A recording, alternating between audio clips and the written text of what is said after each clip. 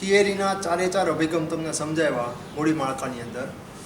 હવે ચોખ્ખી આવક એટલે કે પહેલો અભિગમ જે હતો એ પહેલા અભિગમના સમ તમને શરૂ કરાવું છું. રકમ તમને ટેલિગ્રામની અંદર મૂકી દઈશ આજે. પહેલો દાખલો, પેઢીની ચોખ્ખી કાર્યકારી આવક 4 લાખ રૂપિયા છે. ઇક્વિટી મૂડી પડતરનો દર 10% છે. પેઢીએ 8%ના 5 લાખ રૂપિયાના ડિબેન્ચર બહાર પાડ્યા છે. તો પેઢીનું બજાર મૂલ્ય તથા ભારિત સરેરાશ પડતર શોધો. ઇક્વિટી મૂડી પડતરનો દર અને ઇક્વિટી મૂડીકરણનો દર બંને એક જ વસ્તુ છે. પહેલાં તમને અહીંયા આગળ કહી દઉં છું.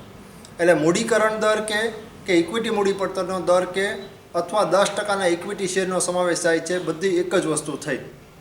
હવે સમ ગણતરી કરવા માટે તમારે શરૂ ક્યાંથી કરવાનું છે? ચોખ્ખી આવકના અભિગમમાં ચોખ્ખી કાર્યકારી આવક. ચોખ્ખી કાર્યકારી આવક 4 લાખ રૂપિયા તમને સીધી આપી દીધેલી છે. કોઈક વખત તમને આ રકમ જે છે એ સીધી આપી દેશે, અથવા શું કહેશે, મિલકત છે એ આટલી છે. દાખલા તરીકે અહીંયા તમને કહું, મિલકત છે એ 40 લાખ રૂપિયા છે અને મિલકત પર અથવા રોકાણ પર વળતર છે એ 10% મળે છે. કંપનીએ પોતાની રોકેલી મિલકત પર અથવા પોતાના રોકાણ ઉપર 10% વળતર મેળવે છે અને કુલ મિલકત 40 લાખ છે એમ કે, એટલે કાર્યકારી આવક આના 10% તમારે 40 લાખના 10% લેખે 4 લાખ રૂપિયા છે એ લઈ લેવાની. પણ અહીંયા આગળ તમને સીધી કાર્યકારી આવક છે એ આપી દીધેલી છે, એટલે સીધી રકમ જે આપી દીધેલી ત્યાં સીધી રકમ મૂકી દેવાની. બાદ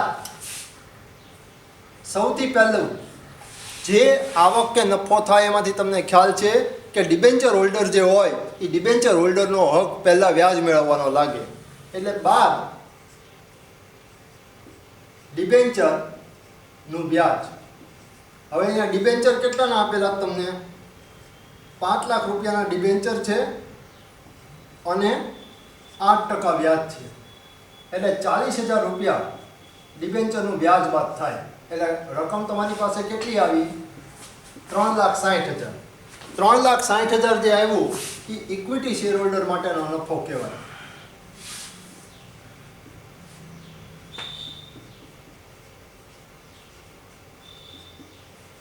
ઇક્વિટી શેર હોલ્ડર માટેની કમાણી કે ઇક્વિટી શેર હોલ્ડર માટેનો નફો, એ તમારું 3,60,000 રૂપિયા થયું. હવે આ 3,60,000 ને કુલ બજાર મૂલ્ય જ્યારે તમારે શોધવું હોય ત્યારે બે વસ્તુ તમારી પાસે જોવે: ડિબેન્ચરનું બજાર મૂલ્ય અને ઇક્વિટીનું બજાર મૂલ્ય. બજાર મૂલ્ય પેઢીનું કઈ રીતે ગોતાય? જેટલી જામીનગીરી હોય એ તમામ જામીનગીરીનું બજાર મૂલ્ય, એનો કુલ સરવાળો. એ કુલ સરવાળો તમે કરો એટલે પેઢીનું કુલ બજાર મૂલ્ય તમને મળે. હવે અહીંયા શું કામ ગણતરી આપણે કરીએ છીએ? તો કે ડિબેન્ચર તમને ચોખ્ખે ચોખ્ખું રકમ કહી દીધું છે કે 5 લાખ રૂપિયાના ડિબેન્ચર છે અને 8% વ્યાજ છે. એટલે ડિબેન્ચરનું બજાર મૂલ્ય તમને ખ્યાલ છે 5 લાખ રૂપિયા છે. ઇક્વિટીનું બજાર મૂલ્ય તમને ખ્યાલ નથી. એટલે ઇક્વિટીનું બજાર મૂલ્ય ગોતવું હોય તો તમારે શું કરવું પડે? ઇક્વિટી શેર હોલ્ડરની કમાણી છે એ ઇક્વિટી શેર હોલ્ડરની કમાણી ભાગ્યા ઇક્વિટી મૂડીકરણનો દર, એ તમારે કરવું પડે. હવે ઇક્વિટી શેર હોલ્ડર માટેની કમાણી તમારી પાસે અત્યારે નથી, પણ ચોખ્ખી કાર્યકારી આવક તમને કુલ કમાણી આપેલી છે. તો એ કુલ કમાણીમાંથી પહેલાં વ્યાજ બાદ કરવું પડે અને એ વ્યાજ બાદ કરો એટલે ઇક્વિટી શેર હોલ્ડર માટેની કમાણી આવે. હવે ઇક્વિટી શેર હોલ્ડર માટેની કમાણી આવી ભાગ્યા ઇક્વિટી મૂડી પડતર કે મૂડીકરણ દર, એ 10% તમને આપેલો છે. એ 10% તમે કરવા જાઓ એટલે તમારે કરવાનું છે શું? 3,60,000 ભાગ્યા 10%. 3,60,000 ભાગ્યા 10% કરો, અથવા 10% ને બીજી રીતે કઈ રીતે તમે લખી શકો છો? 0.10 લખી શકાય. તો 3,60,000 ભાગ્યા 0.10 અથવા 3,60,000 ભાગ્યા 10%, એટલે એ તમારા આવે 36 લાખ. એ 36 લાખ આવ્યા એ શું આવ્યું? ઇક્વિટી બજાર મૂલ્ય આવ્યું. હવે અહીંયા આગળ તમને શું કીધું? બજાર મૂલ્ય પેઢીનું ગોતવા માટે જેટલી જામીનગીરી હોય એ તમામ જામીનગીરીના બજાર મૂલ્યનો સરવાળો. હવે ઇક્વિટીનું બજાર મૂલ્ય તમને મળી ગયું 36 લાખ રૂપિયા. ડિબેન્ચરનું બજાર મૂલ્ય તમને દાખલામાં આપેલું છે 5 લાખ રૂપિયા. એટલે એ સીધે સીધું એમને મૂકી દેવાનું.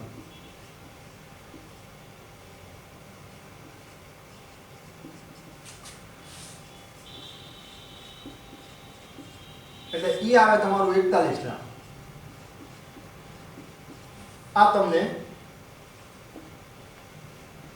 પેઢીનું બજાર મૂલ્ય મળ્યું. પેઢીનું બજાર મૂલ્ય ગોતવાનું કીધું હતું, એ એક ભાગ જે છે એ ત્યાં પૂરો થયો. હવે બીજો ભાગ તમારે કયો ગોતવાનો છે? ભારિત સરેરાશ પડતર ગોતવાની છે. બીજો પાર્ટ અહીંયા સાઈડમાં કરું છે તો તમને દેખાય. ભારિત સરેરાશ પડતર કઈ રીતે ગોતાય?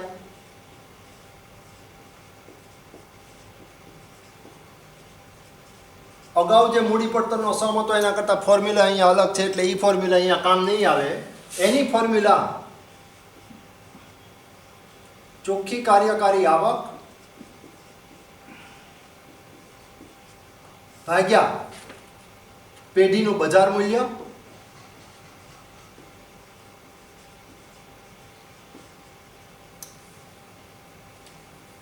ગુણ્યા 100. ચોખ્ખી કાર્યકારી આવક તમારી કેટલી છે? 4 લાખ. એ અહીંથી તમારા આવ્યા. અને ભાગ્યા પેઢીનું બજાર મૂલ્ય એ આ તમારું 41 લાખ રૂપિયા. ગુણ્યા 100 એટલે કુલ 9.70% તમને મળ્યું. આ તમારું ભારિત સરેરાશ પડતર થઈ. મૂડી બજાર મૂલ્ય, પેઢીનું કુલ બજાર મૂલ્ય અને ભારિત સરેરાશ મૂડી પડતર બંને તમારા આવી ગયા. હવે આ જે ભારિત સરેરાશ પડતર છે એ ભારિત સરેરાશ પડતર ગોતવાની એક બીજી રીત છે, એ અહીંયા કરું છું. સૂત્ર આ જ ઉપયોગમાં લેવાનું છે, પણ બીજું સૂત્ર બુકમાં આપેલું છે એટલે તમને શીખવાડું છું, એટલે ક્યાંય તમે સૂત્ર જુઓ તમને એમ ન થાય. ભારિત સરેરાશ પડતર શું આવશે? ઇક્વિટી મૂડી પડતર ગુણ્યા ઇક્વિટી કુલ ભાર વત્તા ડિબેન્ચર પડતર ગુણ્યા ડિબેન્ચર કુલ ભાર. હવે ઇક્વિટી મૂડી પડતર કેટલી છે? ત્યાં 10% છે એટલે 0.10 ગુણ્યા ઇક્વિટી કુલ ભાર કેટલો છે? તો કે 36 લાખ ભાગ્યા 41 લાખ. કુલ ભાર કઈ રીતે આપણે ગોત્યો? તો કે કુલ બજાર મૂલ્ય જે છે, કુલ મૂડી જે છે એમાંથી ઇક્વિટીનું પ્રમાણ કેટલું હતું? ઇક્વિટીનો કુલ ભાર કહેવાય. તો 36 લાખ ભાગ્યા 41 લાખ એનો કુલ ભાર થાય, પ્લસ ડિબેન્ચરનું બજાર મૂલ્ય 8% એટલે 0.08 ગુણ્યા 5 લાખ ભાગ્યા 41 લાખ એનું કુલ પ્રમાણ છે. એટલે 0.09 ગુણ્યા 100 એટલે 9.70%. બંને તમારી ભારિત સરેરાશ પડતર આવી ગઈ બંને રીતે. આ રીત કરવા ન જતા આ રીત કરશો એ તમને અઘરી પડશે. એના કરતાં કુલ તમને જે પહેલાં શીખવાડ્યું કે ચોખ્ખી કાર્યકારી આવક ભાગ્યા તમારું પેઢીનું બજાર મૂલ્ય ગુણ્યા 100, એ રીત તમને સહેલી પડશે. આ રીત તમને અલગ એટલા માટે દેખાડી જે ખ્યાલ આવે. આ રીતે કરવા જશો જો એકાદ આંકડામાં ક્યાંક ગોટાળો તમે કરશો તો આખો સમનો આન્સર છે એ તમારો ખોટો પડશે. એટલે એક જ સૂત્ર તમારે યાદ રાખવાનું, ભારિત સરેરાશ પડતર બરાબર ચોખ્ખી કાર્યકારી આવક ભાગ્યા પેઢીનું કુલ બજાર મૂલ્ય ગુણ્યા 100. બરાબર?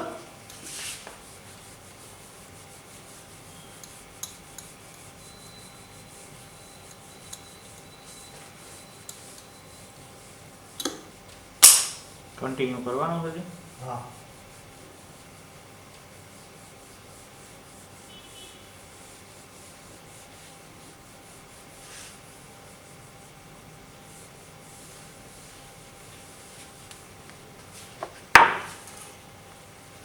બીજો દાખલો, બીજા દાખલામાં તમને પેઢીની અપેક્ષિત વાર્ષિક ચોખ્ખી કાર્યકારી આવક 2 લાખ રૂપિયા છે. પેઢીના મૂડીકરણનો દર 10% છે. પેઢીએ 7%ના 1 લાખ રૂપિયાના ડિબેન્ચર બહાર પાડેલ છે. આપેલ માહિતી પરથી ચોખ્ખી આવકના અભિગમ મુજબ પેઢીનું બજાર મૂલ્ય તથા ભારિત સરેરાશ પડતર. આગળના સમ જેવો છે, કોઈ એની અંદર ફેર નથી. શરૂ ક્યાંથી તમને કરવાનું કીધું તો ચોખ્ખી કાર્યકારી આવક અહીંયા પણ સીધી તમને આપી દીધેલી છે. ચોખ્ખી કાર્યકારી આવક 2 લાખ રૂપિયા બાદ ડિબેન્ચર વ્યાજ. ડિબેન્ચર કેટલાના છે? 10 લાખ રૂપિયાના છે અને 7% વ્યાજ છે.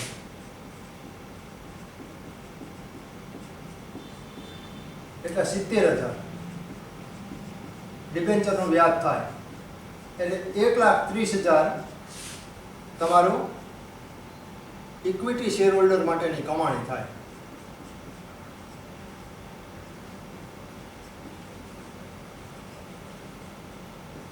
ભાગ્યા ઇક્વિટી મૂડીકરણ દર.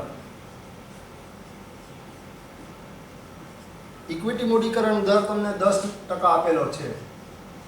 એટલે 1,30,000 ભાગ્યા 10% કે 1,30,000 ભાગ્યા 0.10 તમે કરો એટલે 13 લાખ રૂપિયા તમારું આવ્યું. 13 લાખ રૂપિયા આવ્યું એ શું આવ્યું? અગાઉ તમને કીધું હતું એ રીતે ઇક્વિટી શેર બજાર મૂલ્ય. હવે પેઢીનું બજાર મૂલ્ય ગોતવા તમને શું કીધું હતું? બંને જામીનગીરી છે, ઇક્વિટી છે અને ડિબેન્ચર છે. એટલે ઇક્વિટી અને ડિબેન્ચર બંને તમને જામીનગીરી આપેલી હોય ત્યારે ઇક્વિટી શેરનું બજાર મૂલ્ય પ્લસ ડિબેન્ચરનું બજાર મૂલ્ય. ડિબેન્ચર કેટલાના છે? 10 લાખના. એટલે 23 લાખ. આ તમારું પેઢીનું બજાર મૂલ્ય. આ પેઢીનું બજાર મૂલ્ય છે. ભારિત સરેરાશ પડતર ગોતવા માટે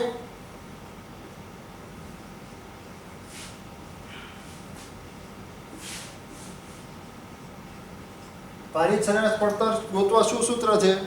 ચોખ્ખી કાર્યકારી આવક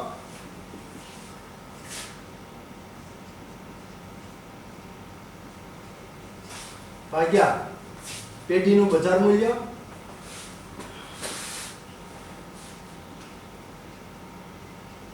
ગુણ્યા 100. ચોખ્ખી કાર્યકારી આવક તમારી 2 લાખ ભાગ્યા 23 લાખ ગુણ્યા 100. એટલે એ તમારું આવે 8.70%. આ તમારી ભારિત સરેરાશ પડતર પૂર્ણ. આ તમારો બીજો દાખલો પૂરો થયો. ગોતવાનું શું કીધું છે? પેઢીનું બજાર મૂલ્ય અને ભારિત સરેરાશ પડતર. પેઢીનું બજાર મૂલ્ય ગોતવા તમારે શું કરવું પડે? તો કે જેટલી જામીનગીરી એ કંપની પોતાના મૂડી માળખામાં આપેલી હોય એ તમામ જામીનગીરીનું બજાર મૂલ્યનો સરવાળો તમારી પાસે જોવે. એ સરવાળો ગોતવા તમારી પાસે ડિબેન્ચરનું બજાર મૂલ્ય હતું પણ ઇક્વિટીનું બજાર મૂલ્ય નહોતું. તો ઇક્વિટીનું બજાર મૂલ્ય ગોતવા શું કરવું પડે કે ઇક્વિટી શેર હોલ્ડર માટેની જે કમાણી હોય એ કમાણીને ઇક્વિટી મૂડીકરણ દરથી ભાગો એટલે તમને ઇક્વિટી શેરનું બજાર મૂલ્ય મળે. પણ ઇક્વિટી શેર હોલ્ડર માટેની કમાણી તમારી પાસે નહોતો પણ કાર્યકારી આવક હતી. કાર્યકારી આવક એટલે નફો જે થયેલો હોય એ નફામાંથી સૌથી પહેલાં ડિબેન્ચર જો ફાળવ્યો હોય તો ડિબેન્ચર હોલ્ડરનો ભાગ આવે. એટલે પહેલાં એમાંથી તમે ડિબેન્ચરનું વ્યાજ બાદ કર્યું એટલે ઇક્વિટી શેર હોલ્ડર માટેની કમાણી મળી. ઇક્વિટી શેર હોલ્ડર માટેની કમાણીને ઇક્વિટી મૂડીકરણ દર તમને 10% આપ્યો તો એનાથી ભાગ્યું એટલે ઇક્વિટી શેરનું બજાર મૂલ્ય તમને મળ્યું. ડિબેન્ચરનું તો ચોખ્ખું આપેલું જ હતું એટલે ઈ બેને પ્લસ કરીને 23 લાખ રૂપિયા ત્યાં મૂક્યા. ત્યાં આગળ તમને પેઢીનું બજાર મૂલ્ય મળી ગયું. ભારિત સરેરાશ પડતર તમારો બીજો ભાગ હતો સમનો. ભારિત સરેરાશ પડતરનું મૂડી માળખાની અંદર ગણતરી કરવા માટે સૂત્ર છે એ ચોખ્ખી કાર્યકારી આવક ભાગ્યા પેઢીનું બજાર મૂલ્ય ગુણ્યા 100. એટલે 2 લાખ ભાગ્યા 23 લાખ ગુણ્યા 100. એટલે એ તમારા 8.70% ભારિત સરેરાશ પડતર છે એ તમને મળે. બરાબર.